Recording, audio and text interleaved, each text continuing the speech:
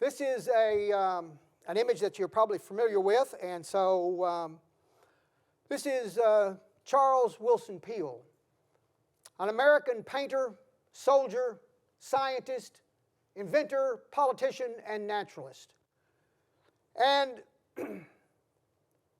he's best remembered for his portrait paintings of the leaders of the American Revolution.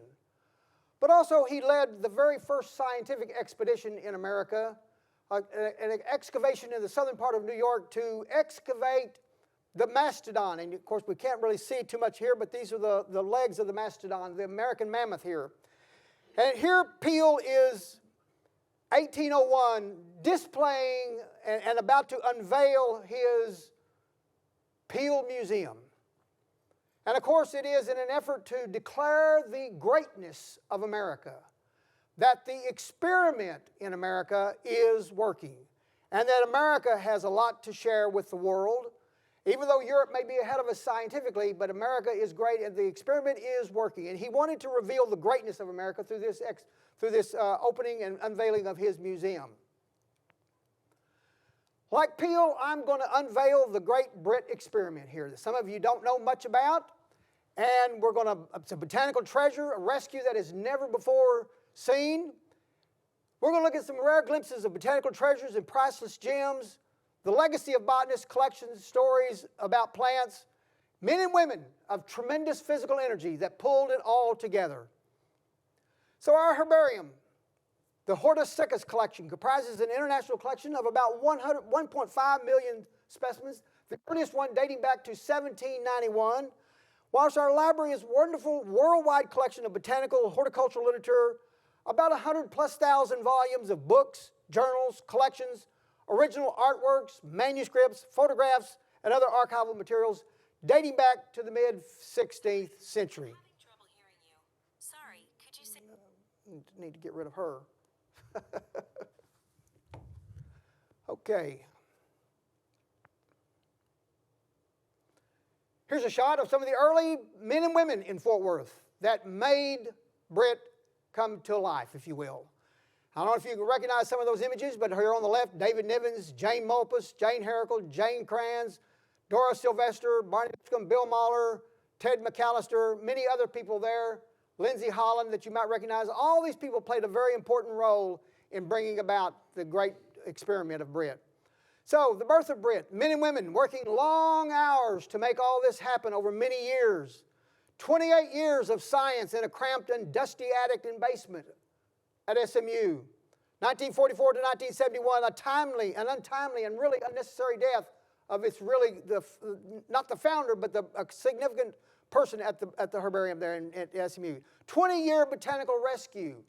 Then we're going to look at 25-year ride to the green and beautiful home, LEED Platinum green building that we are in today, of course. 35 years into the experiment. Is it working? I think it's still working. So, but that's part of the process. It's an experiment that's ongoing. Now, I can almost see these events happening. Why? Because I literally was a part of them from 1975 on. So I've been through practically all of this activity here. I hope some of you personally here and on Zoom can sort of see these events happening as we unfold these pages. I hope that you can see, feel, and connect with the people who left their botanical legacy, who made this legacy possible here for the entire community and the world.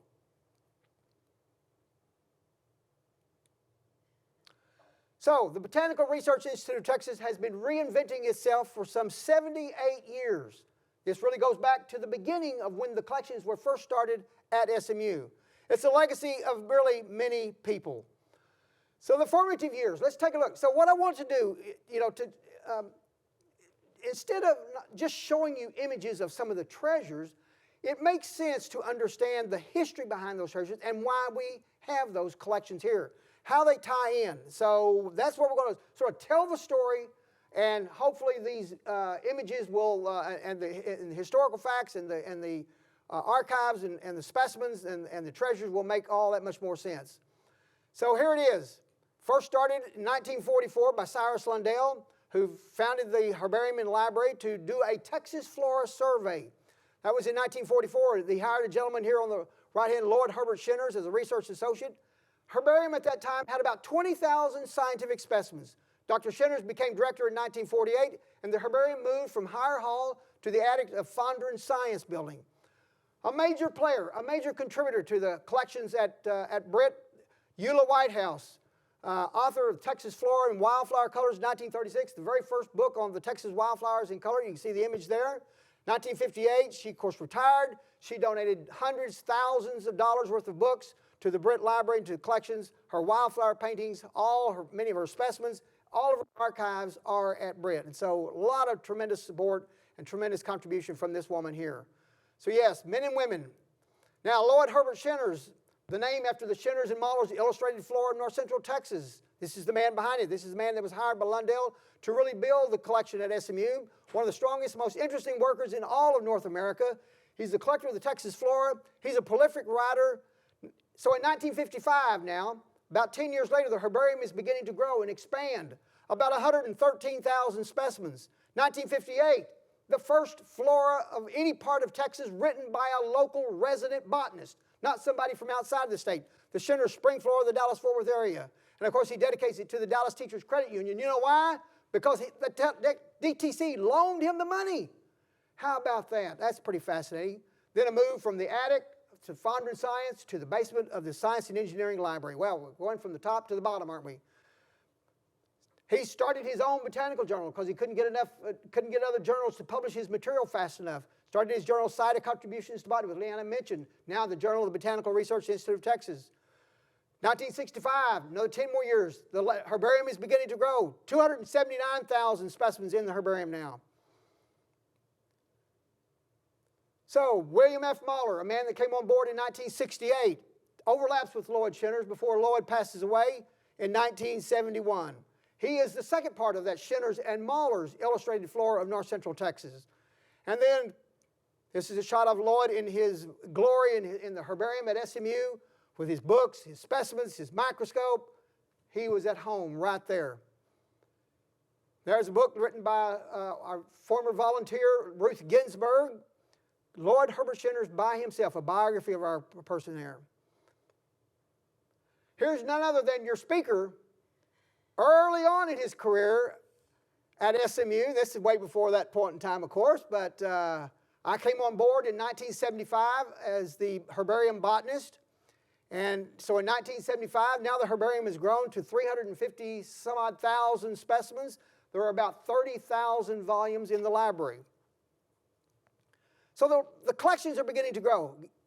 Mahler, he's the first director of the new BRIT organization, and he published many different publications, Taylor County, Black Gap, Spring Flora edition, second edition. He's continued the journal, Side of Contributions to Botany after Lloyd Shinners died, of course. It was privately published by Lloyd and continued to be privately published by William Mahler. He's co-founder and, of course, first director of BRIT in 1987. The early years again.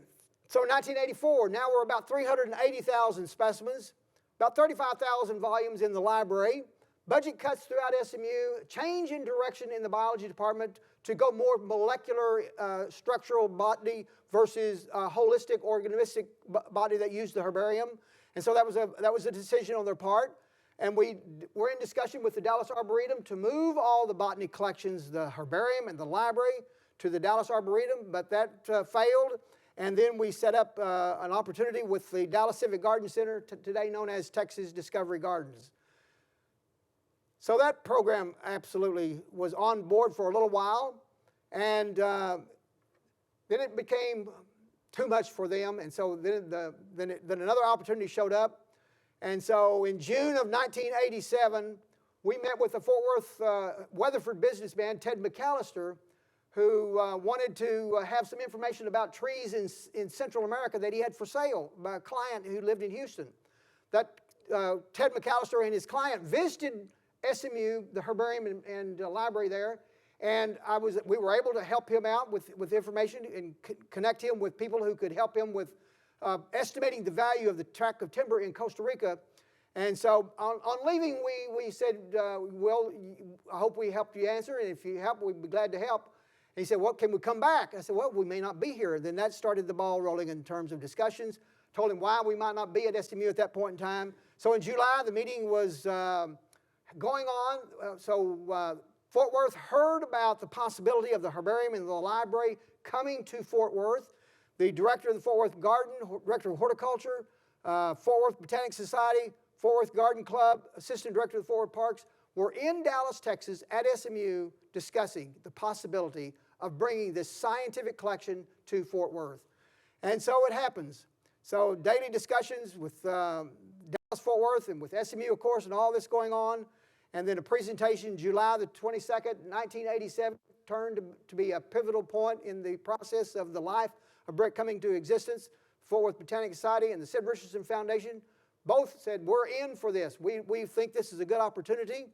And so Friday, October the 2nd, 1987, BRIT incorporates as a nonprofit organization in the state of Texas. So let the experiment really begin. So that's sort of the beginning of the BRIT. In the days of the SMU, you can see this article here. Fort Worth gets herbarium. Fort Worth was chosen because its botanical community is the oldest in Texas. And there is a well-developed understanding and appreciation of botany in Fort Worth that doesn't exist in other large cities. Wow, that's pretty good statement, isn't it? Wow. So the herbarium is heading to Fort Worth. So I wanted to highlight this. Since we're a private group, it wouldn't sit on botanical grounds, but we hope to be close enough so that we can cooperate. McAllister said, this will function like a research wing of the botanical gardens. And yes, we're now sort of part of the whole botanic garden community as sort of the research educational element of that organization. All right, I already read that paragraph there. Here is that image you saw earlier with these key players now. Of course, BRIT coming to Fort Worth. This is in the Redbud, the newsletter of the Fort Worth Botanic Garden. Here's that image again, just to rehearse, show you the people who put a lot of time and effort in all this here. And so this was their goals and objectives in starting out, which had to do with research, endangered species, library collections, cultural resource collections. And so for the sake of time, let's move on here. All right, here we go. So 1987 to 1991, we are still located in the basement of the Science and Engineering Library at SMU. So we're now looking for a home in Fort Worth, Texas. So in January 1991, a new home was discovered, and then it was arranged for us to move into this new home. And here's, of course, your founding sort of people of BRIT, Mahler. This is Ted McAllister, Andrew McFadden, and then there's Barney, your speaker here. And so here's our first president after Ted McAllister, Lindsay Holland, the new guy in the garden. Another Redbud article talking about the history of it. Here we are in our early days. Now we are still the collections are still located in the basement at SMU, but we have a presence in Fort Worth. And here at the Rock Springs Garden, you can see volunteers now beginning to help us with specimens and processing specimens, mounting specimens, and that sort of thing. Here's Jane Malpas. Everybody should know her. There's Jane Romine.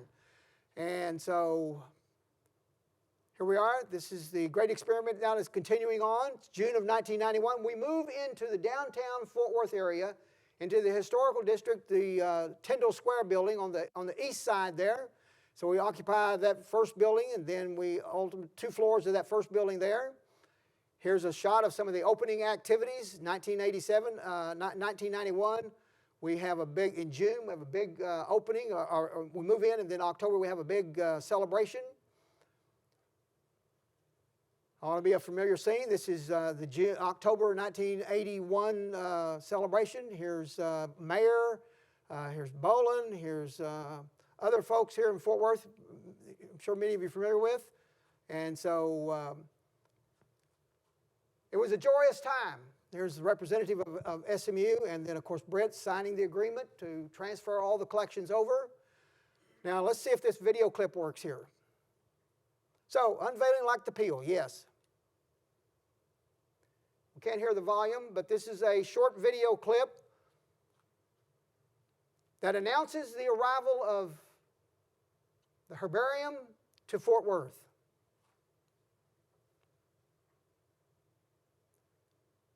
I hope you Zoom people can hear that. Don't know. It's all right. I do remember Karen Kelly. Sounded like I heard some volume there.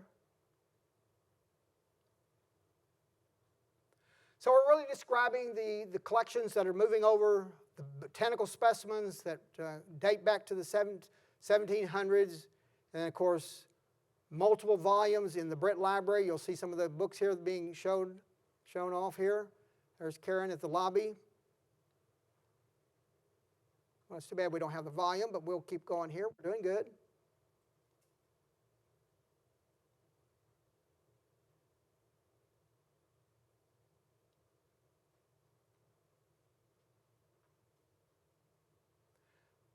There's a mid-18th century wonderful flora book. We'll hear a little bit more about that. The mounting of the specimens. Volunteers showing visitors to that evening. We had about 500 guests in the BRIT building there on Pecan Street. Volunteers talking about the specimens. More books, more wildflowers. The science of botany has been going on for many, many years. All right, here we go. So, in 1991, about 460,000 specimens. We get a new director. Here's Barney, here's Dr. Mahler, and now Director Emeritus, and our new director, Dr. Cy Sommer. Some of you know that name perhaps. And so here's one of our early board retreats. You can see some of the members of the community there as well. Then we're growing and continuing. We expand and move over into the new, to the middle building from the first building. Here's more board retreats, growing activities, planning for the future. Another board retreat, American Airlines Training Center.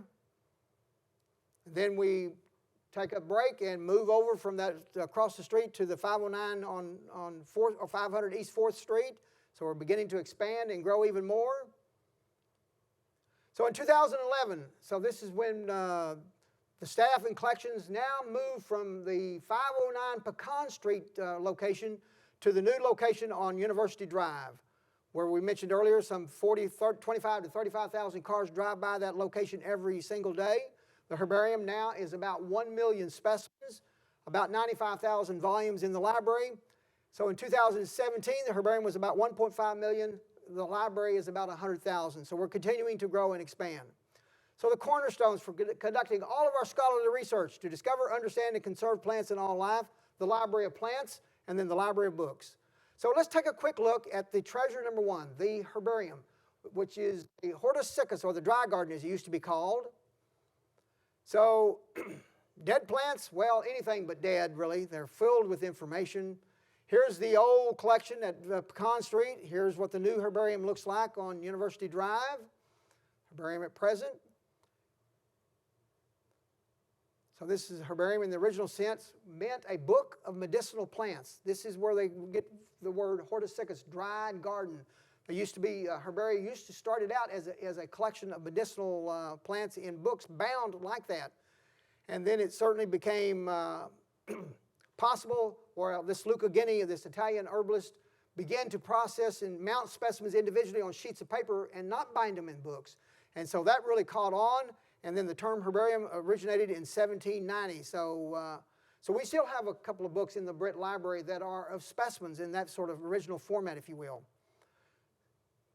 One of our oldest specimens, or this is our oldest specimens, that is Henke, a German-Czech botanist, 1791. This is the publication that describes that collection in there. So let's take a look at some of the early naturalists who were in search of glory and wonder in Texas. It really brought people into Texas to discover and to learn more about it, because Texas was the new frontier. Texas was the unexplored land. And so extraordinary plant hunters in Texas and other uncharted lands with an appetite for discovery is what brings about all the growth of the herbarium and the library itself as well. So the modern discovery of Texas plants is a story of great adventures, of extraordinary discoveries, of brave and heroic men and women. So in 1930, Samuel Wood Geyser noted about 1,200 naturalists had come into Texas in the 19th century. 85 of them or so were botanists. This is an image of many of the different ones there, 1800s, 1900s as well. Now some of these early naturalists who were in Texas in the 1800s did all these collecting, but of course none of the specimens stayed at BRIT or anywhere, not BRIT didn't exist, but anywhere in any Texas museum. There was not a museum in the 1800s that could hold these. And so all these specimens left Texas, and then Lloyd Shinners, doing work at the Missouri Botanical Garden, was able to bring back some of these 130,000+ specimens that were collected in Texas during the 1800s. So now some of these early naturalist collections are back here in Texas in the BRIT Herbarium. So about 1,400 of these early Texas collections are back here, repatriated, if you will. Now, here's a timeline of the growth of the collections, the herbarium at BRIT now. Of course, it all began in 1944 at Southern Methodist University, but when BRIT came into existence in 1987, about 380,000 specimens. We've acquired several collections. We've been we've been taking on orphan collections, if you will, and that's one of the reasons that the herbarium has continued to grow. In 1997, BRIT acquired the Vanderbilt University Herbarium, 360,000 specimens. Herbarium at Southeastern Oklahoma State, 78,000 specimens. 2001, the Houston Public Museum, 10,000 specimens. The herbarium has continued to grow. Dartmouth College, 25,000 specimens.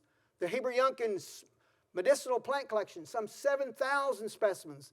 Look at this, Bowling Green State University donates their herbarium, some 6,000 specimens. The Fort Worth Museum of Science and History, TCU, then later the Fort Worth Science Museum, 12,000 specimens. This is, of course, the Albert Ruth collection. You'll hear a little bit more about Albert Ruth in a moment. The South Texas Plains College, I don't know how many, several thousand specimens of that. Then University of Arkansas, James Peck, a botanist, donated thousands of fern specimens. Don't have a real exact number. Louisiana, Monroe, the latest big acquisition, 2017. The whole university is just doing away with their collection. And so 470,000 specimens, a number of board members and key people in the community came together to help make this transfer a possibility. So, and then 2021, even this past year, Hardin-Simmons University donated 5,500 specimens. So the herbarium is continuing to grow, and this is accounting for many of these 1.5 million specimens here. And then Lloyd Herbert Shinners, the man who really built the collection in the early days at SMU, he personally just bought collections, and he cashed in his entire life insurance policy to acquire a herbarium, and I'll show you that here in just a moment. So here we are. He purchased the A.J. Grout moss flora of North America, some 450 specimens, very important. Fisher Herbarium out of Houston, 10,000 specimens. Otterdam Herbarium, 4,000 specimens. These are all personal acquisitions of Lloyd Herbert Shinners. Larry McCart, that name ought to look a little bit familiar, that ought to sound familiar. Fort Worth, Texas, some 4,000 specimens of his here in BRIT Herbarium. Then the Shallot Herbarium, this is when he cashed in on his life insurance policy to acquire some 50,000 specimens. And then, of course, the greatest donation of all time to SMU, to the BRIT Herbarium, Delzy Demery, Dr. Delzy Demery, Hot Spring, Arkansas, 100,000 specimens. That donation ranks up there with the greatest donation of all time to any private institution in America, Asa Gray to Harvard University. Now, Delzy Demery for you TCU community, that should sound familiar. There is a Robert Demery that's retired, now deceased, and former professor of psychology at TCU. I believe this was, Delzy was his uncle. And so there was a strong connection even with the TCU community here. Now, this video clip here, let's see if we don't have sound, it'll show you some really wonderful images of how one individual has spent his life collecting, exploring, discovering, making specimens, and sending those out to herbaria all over the world.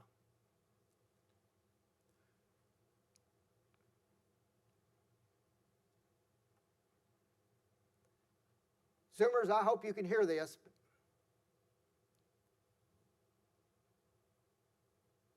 Look at those images. Look at that herbarium. Look at that. Got the rifle. There he is at my home. There, look at the specimens in the field, the camping, collecting, the travel. My goodness, talk about work, talk about time. The frontier botanist, explorer, and discoverer, Delzy Demery. Making specimens, 100,000+ specimens that ultimately came here to SMU and to BRIT. He published his own catalog of the flora of Arkansas.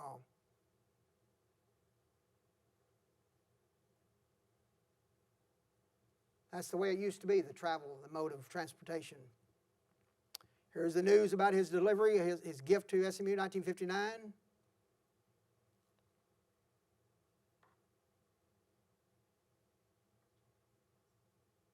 Wow, what a specimen.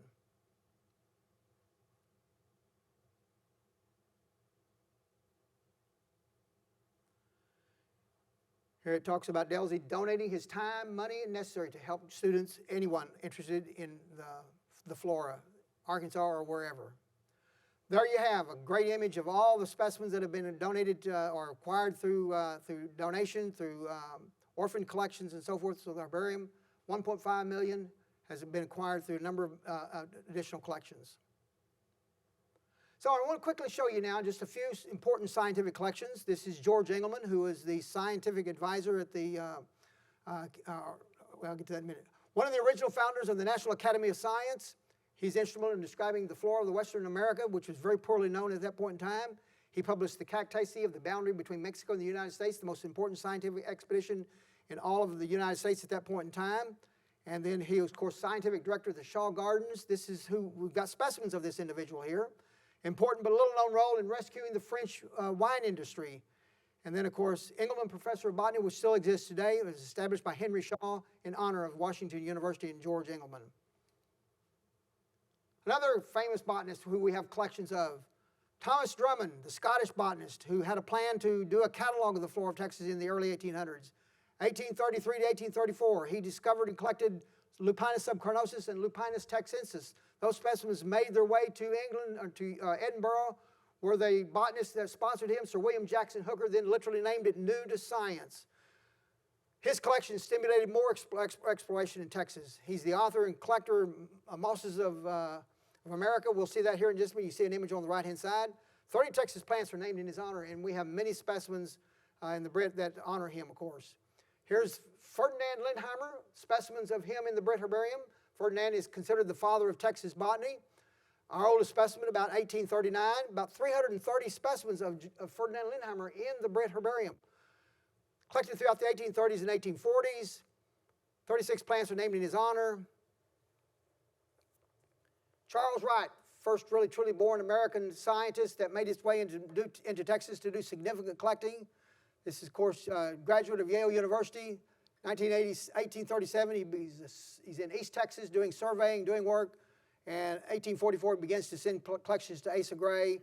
And we've got a number of botany collections of Charles Wright in the BRIT Herbarium. 1845, Charles Wright becomes the first professor of botany at Rudersville College. And for you who don't know Rudersville College, that's today's Southwestern. So 1847, he goes to Austin, continues to work. He joins up with the U.S.-Mexican Boundary Survey Expedition, joins in on that. And then, of course, the Graham Survey to Arizona in 1851. Continues on, look at this, on his expedition to the Mexican Boundary Survey, walked 673 miles, about 1,400 species, many of them brand new to science. All of those, of course, going to Asa Gray and George Engelmann at the Missouri Botanical Garden. At least 55 plants honor his name, of course, and 15 to 20,000 specimens. 97 Wright specimens are in the BRIT Herbarium, so truly historical collections of significance there. Here's one of his specimens, Charles Wright. 1850, yep. Dallas first botanist. Yeah, we know Fort Worth's first botanist, Albert Ruth. This is Dallas first botanist, Julian Reverchon. So if you're a little bit familiar with the Dallas area, you know Reverchon Park, Reverchon Plaza. That's named after Julian Reverchon, of course. And here we are. So one of the early French colonists of the La Reunion community, and professor of botany at Baylor University, College of Medicine and Pharmacy. And at the time of his death in 1904, I believe, or 1905, his entire herbarium at Dallas, left Texas, and then went to the Missouri Botanical Garden. And many of his specimens are now, of course, back into the BRIT collection. About 350 specimens of his in BRIT, so returned. Okay, so here we are. Here's another one of the early specimens. It's a fern. And you might ask why I would show a fern specimen. This is the label. This is 1885. And Julian Reverchon is the author of the very first fern flora of Texas, 1903. Here we are. Keep going here. We're moving on through. Emil Dapperick, German teacher naturalist. Important collections of him. We'll just keep on going here. Here's, this is Amos Arthur Heller, a number of important collections of him in the BRIT Herbarium. Early Western American explorer, first botanist for Fort Worth. Now you know this name, Albert Ruth. Okay, there's a specimen of Albert Ruth, 1924, and first collected in Texas from 1912 to 1932. His herbarium was purchased by the Fort Worth Park Board, then moved to TCU, and then ultimately to the Museum of Science and History.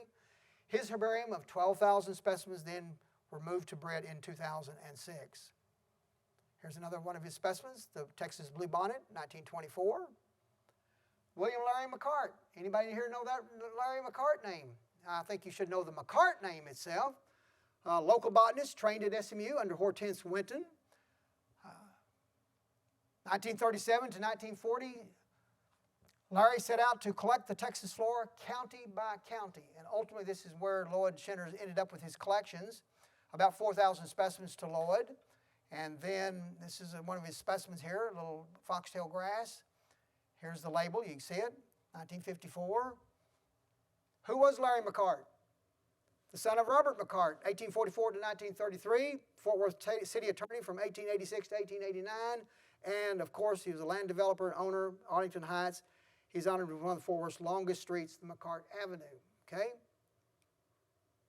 So we've got specimens of Larry McCart, Victor Corey, one of the early botanists at the Texas A&M in College Station, who published the first catalog of the flora of Texas in 1937. Important collections by Victor Corey. And then, of course, we've got Don Carell and Marshall Johnston, the authors of the first full flora of Texas in 1970. He's also the author of the second book on the ferns and allies of Texas. This is Don Carell, so a tremendous number of collections of that, him and his wife, Helen Carell. And, of course, Lloyd Herbert Shenners' collections, starting the CIDA, and then, of course, that continuing on as the Journal of the Botanical Research Institute, and all the specimens of Mahler and Whitehouse.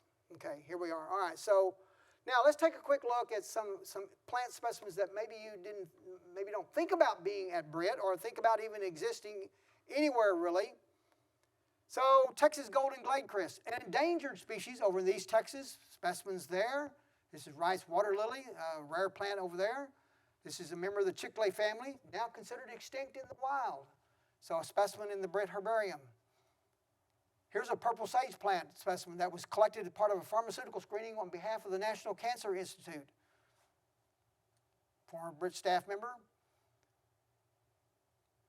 The plant that poisoned Nancy Hanks Lincoln, mother of Abraham Lincoln, over there. This is Catha edulis. I don't know if you know about cod or not, but cod is a Schedule 4 drug, a Schedule 1 drug in the U.S., and BRIT was consulted on this drug during the Desert Storm 1 because it was one of those that was sort of being explored and looked at by the soldiers in terms of consuming it. So stimulant drug. Quinine, yes, specimens of quinine, of course, important plant for curing. Think of the name in a minute. Breadfruit, of course, the plant which the Mutiny on the Bounty is famous for. Malaria is what I was trying to think of a while ago. Heber Yunkin, father of modern pharmacognosy, botanical editor of the United States Dispensary. His whole herbarium is here. And then we've got the 1995 recipient of BRIT's International Award of Excellence in Conservation. This is the father of modern ethnobotany, the use of plants with humans. This is Schultes and his collections, one of the angel trumpets. Very poisonous plant. Antiaris toxicaria in the BRIT Herbarium. Famous upas tree in Indonesia for the source of poison for arrows, darts, blow darts. And then it's, of course, calabar bean, physostigmine, which is an anticholinergic drug plant. And strychnine, of course, specimens of strychnine. Spinal poison, it's a neurotoxin, of course. Fascinating plants in the herbarium. This is one you don't want to get too close to in the collection. Tree nettle produces a toxin that is dangerous and deadly through simple touch. Even herbarium specimens of poison ivy are still active, so you want to be very careful in some of the collections there. This is, of course, a specimen, the source of ephedrine or Sudafed there. Here's Linum lewisii, named in honor of Lewis and Clark, the Lewis person, Meriwether Lewis, of course. Not collected by him, but named in his honor, of course. And then I'll just move on past that. Specimens from remote and unusual places. Where do all the specimens come from? From the Philippines, from New Guinea, Buckingham Palace, the White House. Wow, and look at that collector there. You may want to talk to that person there. And here's one that was, I think, collected after a Wednesday evening service. The collector is a pastor, if you will. He's a botanist as well. This is Ardale Thomas. Collected this at Liberty Chapel Baptist Church in the local cemetery there. And of course, here's one, Bullen Cemetery. So botanists collect in interesting places all over the world, really. And of course, this is the Psychoactive Peyote, the beautiful but poisonous oleander plant. These are unique specimens. Here we are. Interesting specimen with the marks of it. Looks like maybe a cat on there. And a little bit of an explanation of why that got on there. So you're sitting at your work bench, mounting your pressed sundew specimen and feeling pleased overall with your efforts. Suddenly, and with utmost aplomb, your feline companion hops onto the table to check your progress. Wow, look at this. Here he is. Before you know it, he's stepped into the glue, then into your paper, leaving his mark for generations of future botanists. Well played, Kat, well played. That's our guest, or not our guest, but our staff member, Dr. Brooke Best. That was on a blog and caught lots of interest. So specimens, information about plants is now more than just a physical specimen. It's becoming very digital. Our entire herbarium is becoming digital. And also here's a palynological collection, slide collection. And you can see details of that. Keep on going here. So here we are, more digital sources, lots of digital information on the herbarium. So there's one more special collection I want to show you in the herbarium. Room 189. It says keep door closed at all times. It's the spirit room. I wonder what is in the spirit room. Can you imagine? Well, there literally are bottles of specimens that have been preserved in alcohol or formaldehyde or whatever solution they're using. But really what I think is behind this room is the access to the library, really. Lotions, potions, and deadly elixirs. And so some of the fascinating books that we'll see about here in just a moment, look at. So now let's take a quick look at some of the collections in the library of books, the garden of knowledge, priceless jewels. The only thing you absolutely have to know is the location of the library, Albert Einstein. I love that quote, really. So, Flower Babies, of course, one of our most important collections there is a children's library of some 4,000 volumes, the largest children's collection on botany and natural history in all of North America, donated by a gentleman on the East Coast, Mr. William Burke.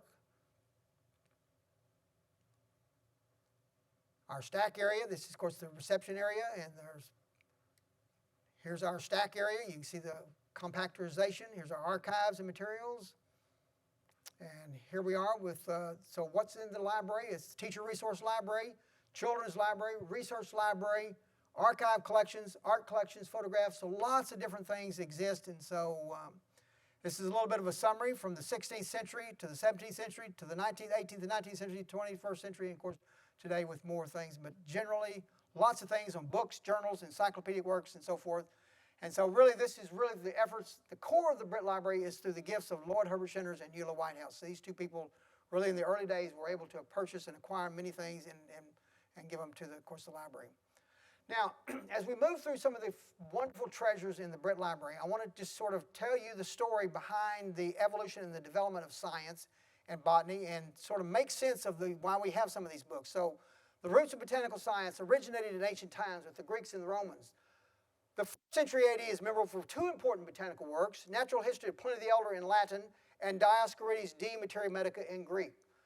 So hand-copied, attentively studied, word for word, line by line, more than any other book in botany and more than any other book in the world except one, the Bible, Dioscorides' De Materia Medica. AD 65, it was the authoritative source on medicinal plants for 1,500 years, right on up to the Renaissance. And of course, BRIT has a copy of one of those, the 1549 dual translation from Latin to Greek. And so this is our copy, 1549, and of course a modern translation. It keeps on being hand copied because it's the most important book in all of botany, really.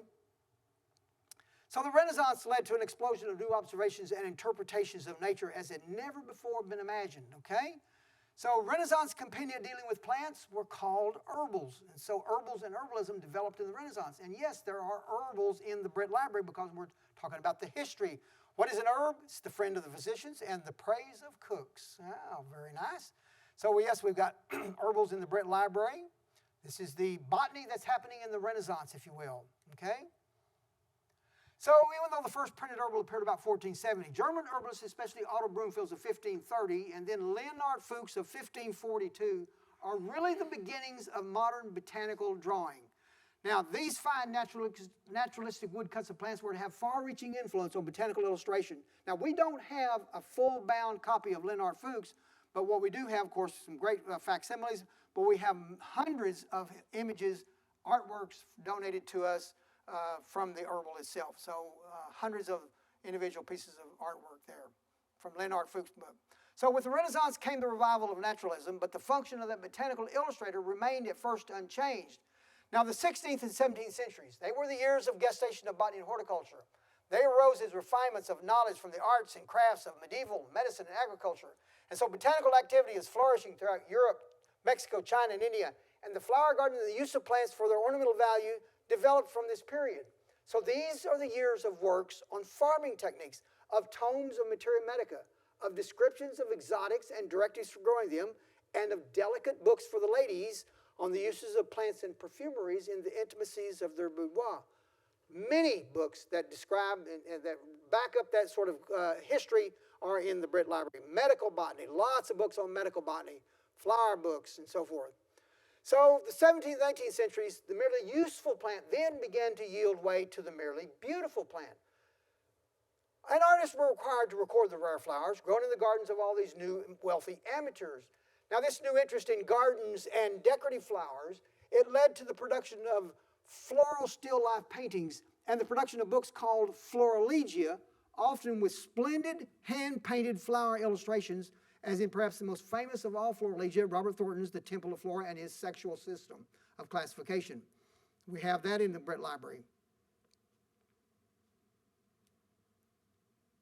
Now, an impressive 17th century florilegium was Besler's Hortus Isotensis, 1613. Now, we don't have that. Take about 650 grand to buy one of those books these days. And so, but what we do have are some artwork from that collection, and of course a beautiful facsimile of the Besler's Florilegium. Here's one of the pieces of artwork that we have from that collection. So that's original artwork from that book. So we've got samples of that. So exploring for plants new to science. This led to the publication of books in which the floral details were shown, so botanists could place these plants into their proper classification category. Now this is the area where BRIT and the library excel in the books that show the details for proper classification. Now this is an image of Marie Sibylla Merriam, the 1714 hand-colored engraving of the inflorescence of banana, where we're beginning to see this evolution of detail in flowers. Look at the male flowers separated from the female flowers here. Now we don't have the Marie Sibylla Merriam. That'd take even more money to buy one of her books, of course, about $1.5–2 million. But what we do have, of course, is one of her beautiful images that's been donated to the BRIT Library as well. So very thankful for that. Now, voyages of exploration and then colonization and trade around the world introduced a wealth of new animals and a tidal wave of new and useful plants. Now, governments became increasingly interested in all these new plants. Look at this. Here we are, Great Age of Discovery. The volumes of Alexander von Humboldt. And yes, the botany of Captain Cook's Voyage Around the World. Those collections in the BRIT Library, yes. Banks Florilegium, a reproduction of that original. So governments, yes, became increasingly interested in all these new plants for their medicinal, for their economic, for their useful properties.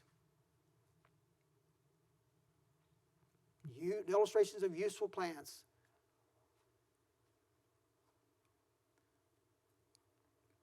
So botanic gardens and then private gardens flourished. Herbarium museums began to be established and expanded, and the horticultural expertise and the nursery trade grew. Now botany is just happening all over the world. Gardens are growing, herbarium, museums, and new books are being published, Hortus Cuensis and so forth. And many of these wonderful collections are in the BRIT Library, of course. So it soon became apparent there were many more species in the world than could be encompassed by existing base of knowledge.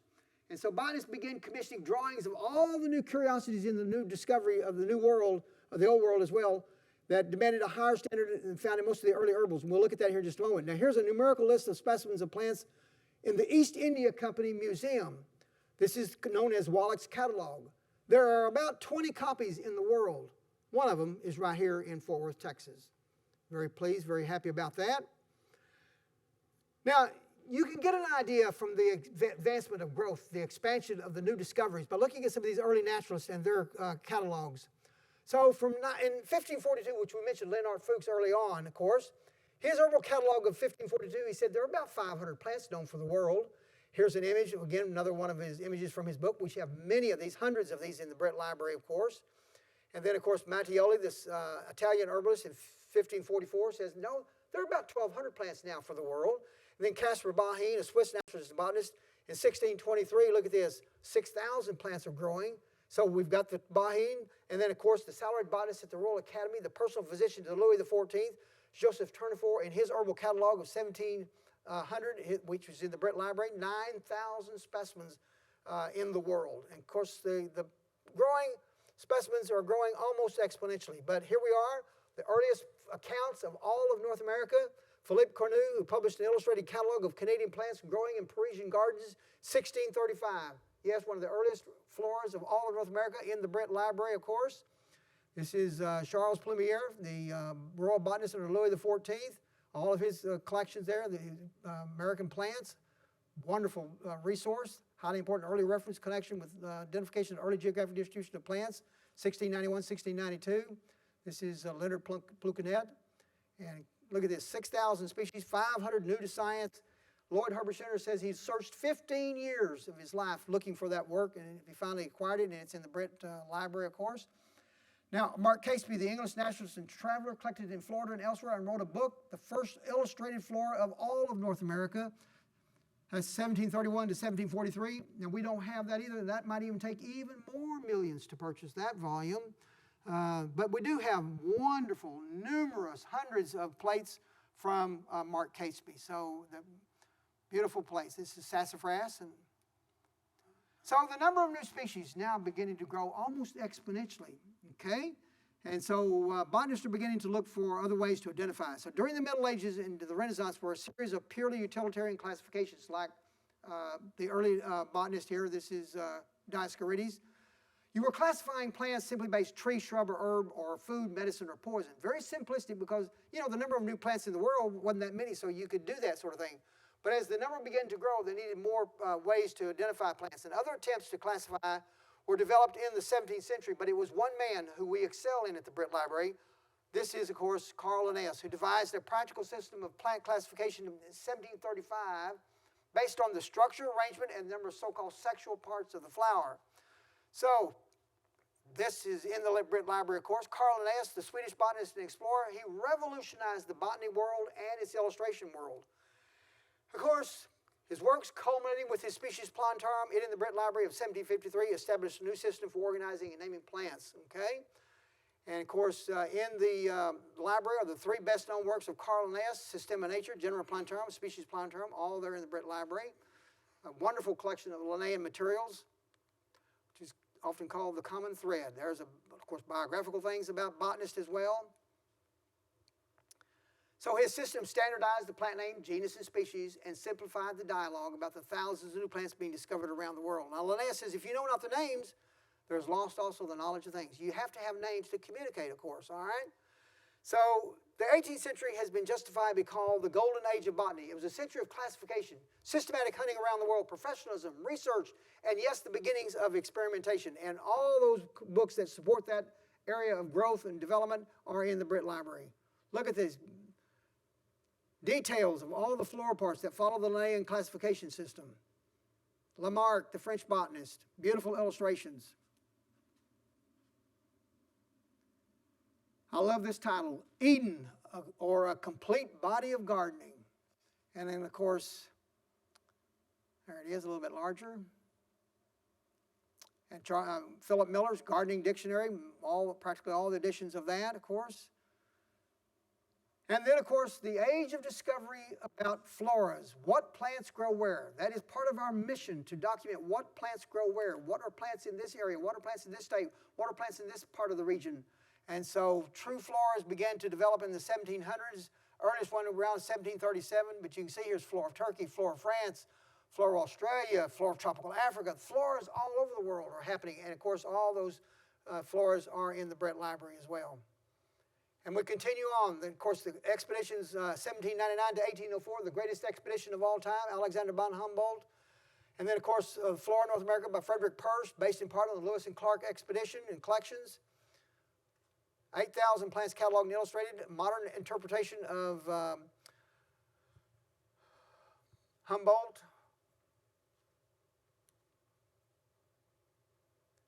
More floras. Not just worldwide, but locally. North American flora, flora of the Galapagos, flora of Arizona, flora of New York, flora of Colorado, flora of Oregon, flora of Virginia. I mean, floras are happening all over the world. Botanists want to know what plants grow where, and so we have all of those, of course, in the BRIT Library. So if you want to know a little bit more about your background on a particular state. And then the earliest exploration in Texas. In 1820, this is Edwin James, who was a surgeon naturalist on Major S.H. Long's first expedition to the Rocky Mountains. Now, we don't have any of his collections, but his first report is in the BRIT Library. This is the 1820 summary of his expedition that was made during this trip with Major S.H. Long's expedition. About 700 plants were collected, 75 to 100 were in Texas, and I think those are all in New York. But we certainly have Lindheimer's collections. This is Ferdinand Lindheimer publication. Yes, the Planty Lindheimeriana, the original publication of that in the BRIT Library. Then Charles Wright publications, Planty Wrightiana, of course the Mexican Boundary Survey, it too in the BRIT Library. All important sources of botanical information. And of course the exploration of the Red River, this is Randolph B. Marcy. That collection, that title or that book, yes, Exploration of the Red River, Louisiana, illustrations. And of course Albert Ruth. What did Albert Ruth publish? A Manual of the Texas Flora by Albert Ruth, Part 1, Key to the Families, page 101. Here it is, another image of that. Yes, there's only one copy known in the world, and that was donated to Lloyd Herbert Shinners by Larry McCart, and that is now in the BRIT Herbarium, of course, now online at Texas History Portal. Only one copy known to exist. Okay, so we're very proud, very pleased to have that in the BRIT Library. And then, of course, the Great Age of Discovery continues on through journals, magazines, if you will, that document the early discoveries. Of course, and magazines provide you the latest, greatest news, and then here you are, you can see journals happening all over the world. Canadian Journal of Botany, American Journal of Botany, Journal of the Arboretum, Royal Botanic Gardens at Kew. I mean, it just goes on and on and on. So all these botanical journals in the BRIT Library. So now let's take a look at some of the unique things in the rare book room, the treasure room, I call it. So century plate books, rare books, folios with decadent engravings, illustrations of plants. Let's go behind the scenes and see. Look at some of the things in the Linnaean collection, the thread, if you will. Now, one of the most spectacular works, folio works, 150 copies printed for the world, one of those beautiful examples, 4-volume work, 500 colored plates. This is, of course, Hortus Schönbrunensis, the plants in the Schönbrunn Gardens of Vienna, Austria, that, of course, the Habsburg family estate. Okay, so take a look. That rose is just waiting for your inspection. It's waiting for you to come up to it and just, I think you can almost smell the rose on the page. It looks so vibrant, so alive, so beautiful. And we also have in the library what I call centerfolds. Look at this fold out. Look at that. Isn't that spectacular? That's, of course, in the Hortus Schönbrunensis. Okay, this is Schönbrunn in the 1700s, and this, of course, is Schönbrunn today. Still with a lot of botanical activity. All right, so that's in the rare book room, the BRIT Library. And then, of course, the 2-volume work, 431 color plates, 1777 to 1798. This is William Curtis. It is literally one of the most beautiful publications and important publications of the 18th century. Flora Londinensis, beautiful work, big work. So, and then, of course, one of the first books on American native plants in the BRIT Library. This is Thomas Drummond's work on mosses of North America on the Northwest Passage. This is 1825 to 1827 when he collected mosses on that expedition and produced 50 two-volume works. There are 50 copies in the world. And Eula Whitehouse, thank her, bless her heart, she purchased that and donated that to the BRIT Library. And it is one of the volumes that's a herbarium, but still bound in book form. Wow, it's a wonderful resource. And then, of course, if you're not familiar with American woods, this is a 14-volume set of which samples of wood cut in 3 different sections are all mounted together there. There's about 75 sections on each book, 25 plates, and so, but all in all, there's about, how many, I'm trying to remember the total number of volumes. 14 volumes, trying to remember the total number of plates. But anyway, this is American woods, actual specimens of wood. And of course, Raman Howe Huff is the son of Benjamin Huff, father of American forestry. That is a spectacular work. It just sort of takes your breath when you take a look at it. Here, of course, is a treasure in the treasure room. That, of course, is Curtis's Botanical Magazine, the oldest, longest-running botanical magazine in existence, February the 1st, 1787. The first issue came off the press. Here's an image from the Curtis's Botanical Magazine, volume 63. I think everyone ought to recognize that, at least if you're from Texas. If you're not, you need to do a little bit of work. This is Lupinus texensis, of course. That specimen is based on a collection by Thomas Drummond, the Scottish botanist who was 1833, 1834. And that, of course, is the original description, the first illustration of the Texas bluebonnet. And here that, of course, is in the BRIT Library. What else is in that room? Well, Curtis's Botanical Magazine. Here's volume 2, verse 1, 2, 3, 4, and 5. Were previously owned by a name up the top right-hand corner, Charles Coatsworth Pinckney. Interesting name. Maybe you recognize that name. But this is, again, a Botanical Magazine. This is Curtis's. And so, again, landmark in botanical literature, natural history. In that particular title, some 10,000 plus drawings, color drawings, are there, of course, in the BRIT Library. Now back to Charles Coatsworth Pinckney. In fact, maybe you recognize it because Pinckney Island National Wildlife Refuge is named for him. Or maybe you recognize that name because you know his mother, Eliza Lucas. Eliza Lucas Pinckney.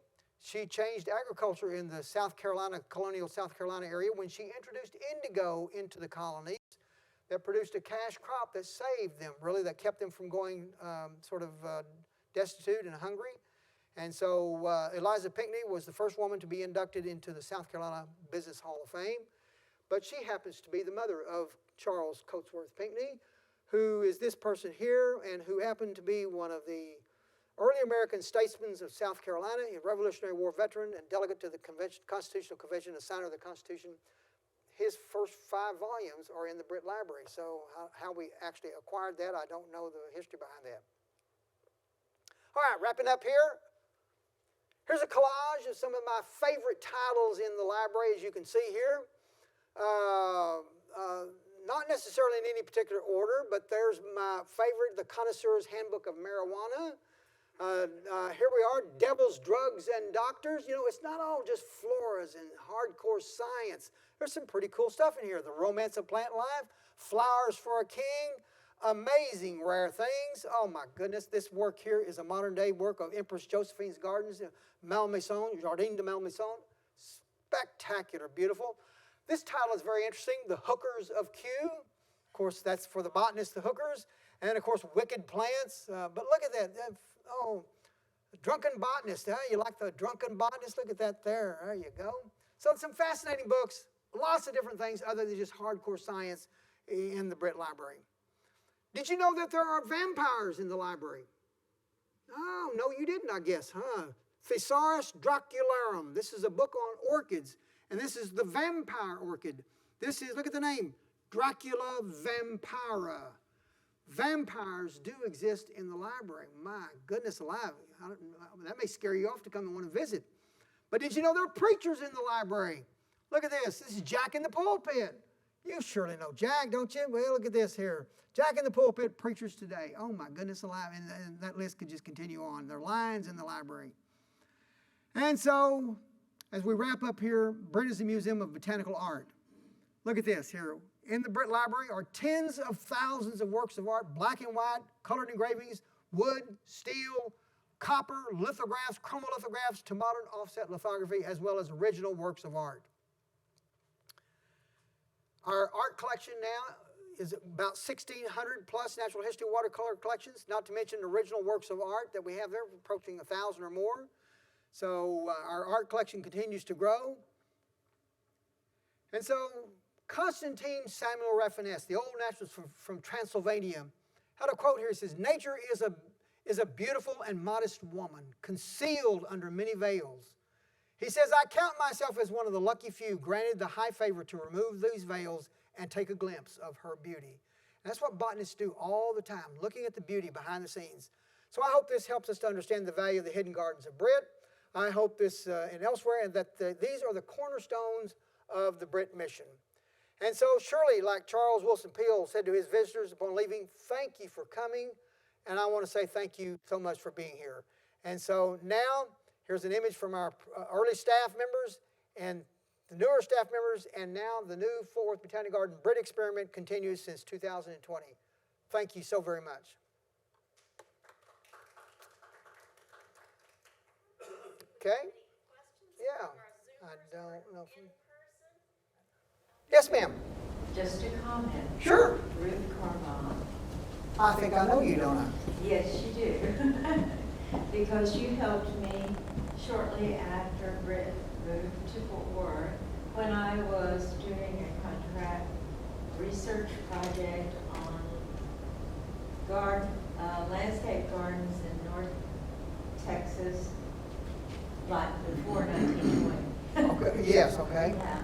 And also, in the process of that research, I was so delighted when I found the Baker Brothers nursery catalogs. Oh my goodness, yes. That I knew enough about BRIT to encourage them to donate them, because you're just one of the few repositories in the United States that has nursery catalogs. Yes, there are not too many that have them because they're a cataloging kind of nightmare and other things. But I think the Baker Brothers things that we have and others are truly wonderful and beautiful. It really showed when, there was a pamphlet in that collection when Salvia Gregory, a native, was introduced by the Baker Brothers. They tell the story of it. So there's all sorts Yes. of interesting things. So I should have had that up there. That's beautiful work. If I could recap for the Zoomers here, Ruth Carbach was just thanking Mr. Lipscomb for his assistance that he gave her on some landscape gardens back when BRIT first moved to Fort Worth, and also for connecting her with the Baker. Baker Brothers. No, I connected them. Oh, she connected BRIT with the Baker brothers, who were One of the earlier nurseries in Texas here. one of the Yeah. first nurseries in From Texas. 1882, they were almost 100 years Yeah. that they existed, but these were like 1920s, 1910s. Actually, some of the catalogs are 1890s, 1880s, so they're some of the earliest ones. So they show some of the plants that are in, of course, being sold and coming into cultivation. Coming from Japan. Yeah, absolutely. That type of thing. Well, I'm actually doing some historical research now, and it's really about Texas medicine, mostly the physicians and medical education. And I am working on a diary during an internship in 1900 of a woman physician. And she's mentioning in there some compounds that they make prescriptions at this women's clinic that she worked at. And of course the doctors made them They're themselves. compounding them. And then the people who couldn't afford medical care paid 10 cents per prescription. But she had, some of the names are in there, and I'm wondering, do you have a resource on We have. American medicine and We've got copies of the American Dispensary, which would have some of those drug names.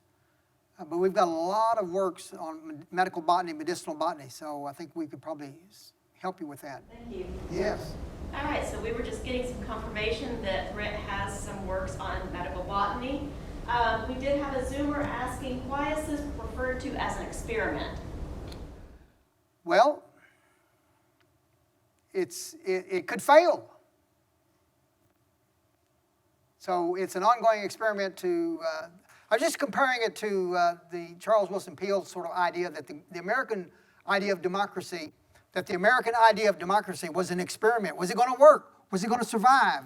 And so the idea of starting out BRIT in 1987 in my mind and in some others' minds was like, is this going to really work?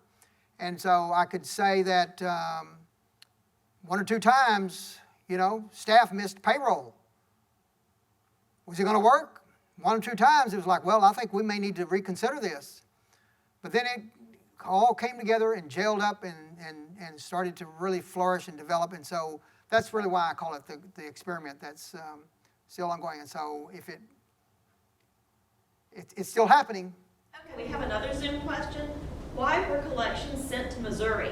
What is the history of this institution? Missouri Botanical Garden is one of the earliest natural history collections, botany collections in all of North America. And the collections in Dallas by Julian Reverchon in 1905, there really wasn't another institution, another museum, another herbarium in the state of Texas that could house them. And so they all left Texas and went to Missouri, and other collections that were collected in Texas in the 1800s, there wasn't a place in Texas for them to be housed, to be properly cared for. So they left the state and went to those institutions on the East Coast, if you will. So Missouri, New York, Smithsonian, Harvard, all those institutions were available to accept these early natural collections. In fact, those were the people who were sponsoring all the expeditions into Texas in the 1800s anyway, and so they were going back to their sponsors. I actually have a comment and a question, and I'm going to stand and make sure the Zoomers can see me for my comment. I'm not sure I can do this with one hand. There we go. I have here where the library has provided us Schinner and Mall's Illustrated Flora of North Central Texas, which Barney Lipscomb contributed to. I just want you to see what a tome this is and what a tremendous source of information it is for anybody doing research on Central Texas plants. Now, my question is, you mentioned the digital collections online, but I wondered if you would explain a little more how someone might get to those digital collections online, and what if they want to come do some research in person? What is your procedure? Okay, so most of the collections are really by appointment, and so, but the herbarium, let me back up and start with the library. The library, of course, is online. And we're very grateful to TCU who hosts our catalog, so all the collections are there and available online. The herbarium, much of it is, of course, available and accessible online, free to the public. So if you go to our website and go to the herbarium, you can make your way down, drill your way down to some online access to that material. And if you need help, all you need to do is call the BRIT staff and the front desk, and we'll connect you to people who can help you get connected. There are ways to also volunteer. Armchair botanist is one way to get involved in doing digital work.